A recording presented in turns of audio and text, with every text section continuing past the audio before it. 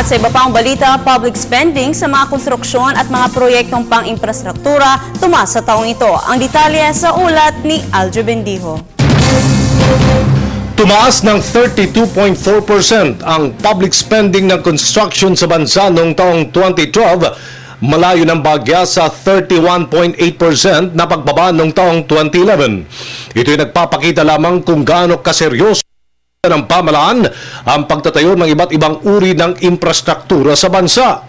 Ang pagtaas ay dulot din ng partisipasyon ng pribadong sektor sa likod ng mahinang pag-angat ng ekonomiya ng 8.6% mula 4.5% noong taong 2011. Ayon sa mga ekonomista, ang 2012 figures ay malaking tulong lalo na ngayon daang pagpapalaganap pa ng infrastruktura ay higit na kinakailangan upang maipanatili ng Pilipinas ang economic growth nito.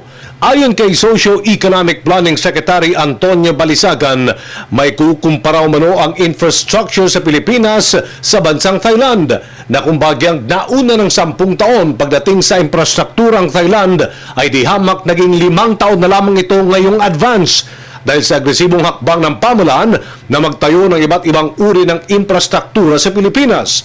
Dagdag pa ni Balisagan na dapat ding bigyan ng diin ang importansya ng private investments sa infrastruktura.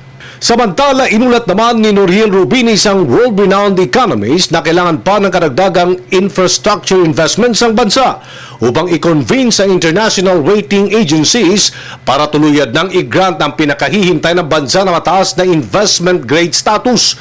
Ito'y sa pamamagitan ng Public-Private Partnership Agreement na dapat gawing transparent, episyente at walang delay.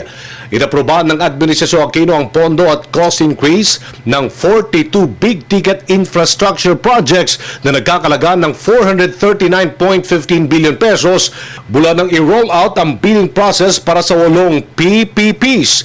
Ang mabagal na public spending ng 2011 ay bunsod ng pagkakantala ng infra projects na sanhi ng pagbagsak na ekonomiya mula 3.9% patungong 7.6% noong 2010. Tumaas lamang ito noong 2012 bagamat 6.6% lang dahil sa household consumption at robust services sector growth.